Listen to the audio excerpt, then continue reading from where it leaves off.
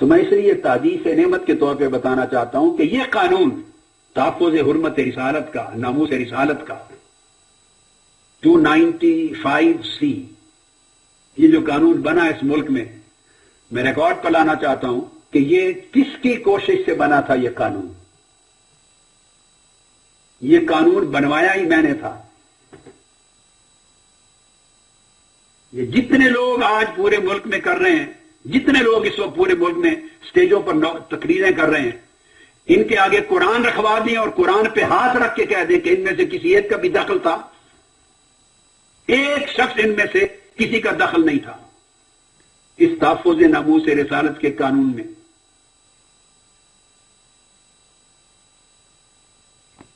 یہ 1985 میں وفاقی شرعی عدالت میں بحث چلی تھی، اس سے پہلے یہ قانون نہیں ہوتا تھا 1985 میں، اور 18 گھنٹے اس قانون کے بنوانے پر حرمت رسول اور تحفظ ناموس رسول اور گستاخ رسول کی سزا موت اور اس کی توبہ بھی قبول نہیں ہوگی۔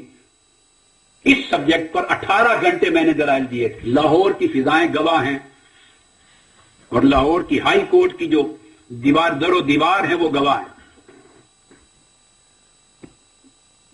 حضرت پیر ضیاء الامت حضرت پیر کرم شاہ صاحب رحمۃ اللہ علیہ جو سب سے بڑے گواہ تھے، جو جج تھے وفاقی سے عدالت میں، وہ حیات نہیں رہے کہ آپ کو گواہی دیتے۔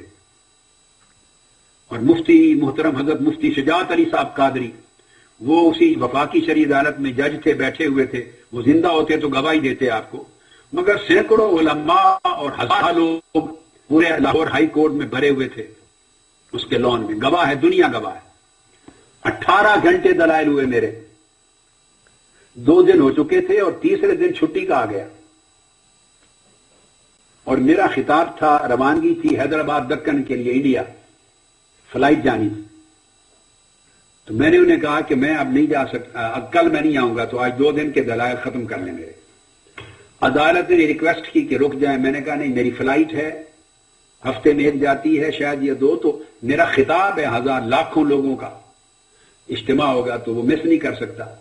تو ججز نے آپس میں فیصلہ کیا وہیں عدالت میں بیٹھے ہوئے کہ کل تو چھٹی ہے، تو ساروں نے بالاجماع فیصلہ کیا اور چھٹی کے دن شرعی عدالت کھولی۔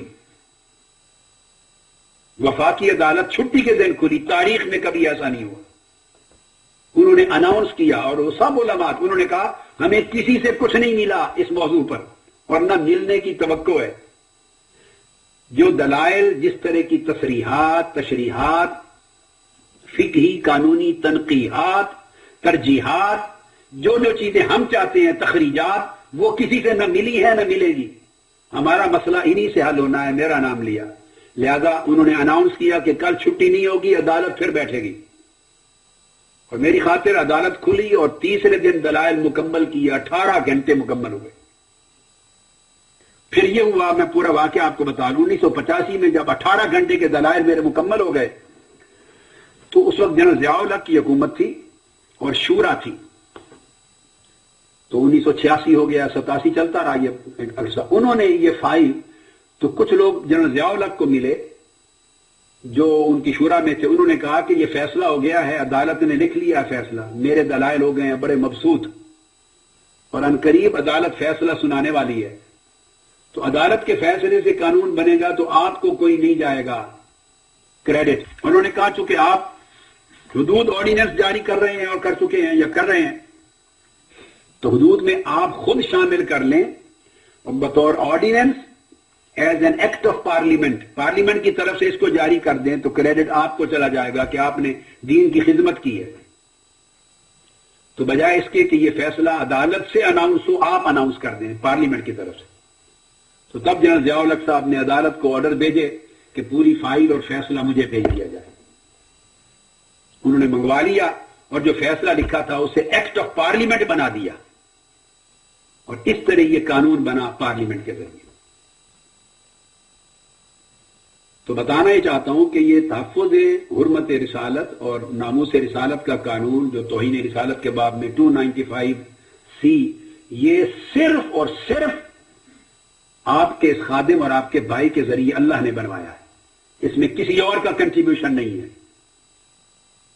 اور یہ تاریخ جانتی ہے، جو آج سے جن کی عمر 26 سال پہلے جو سن شعور میں تھے اور جن کو زمانے کے واقعات یاد ہیں، ان کو خبر، آپ میں سے کئی بیٹھے ہوں گے اس زمانے کے جن کو یہ ساری سٹوری یاد ہوگی، ذرا ہاتھ کھڑا کریں۔ زیادہ عمر والے سب لوگوں کو پتا ہے، یہ لاہور ہائی کورٹ کی پوری بلڈنگ در و دیوار گواہ ہے۔ سوال یہ ہے کہ یہ قانون ناموس رسالت کا بنوایا جس شخص نے ہے اس ملک کی تاریخ میں، کچھ خدا کا خوف ہونا چاہیے ان کے اوپر اس طرح یہ زبانیں کرنی۔ ہمارا تو کچھ نہیں جاتا، اس سے آپ لوگوں کی اپنی ثقافت پر اور اعتماد پر اس پہ حرف آتا ہے اور دین کا مذاق اڑتا ہے۔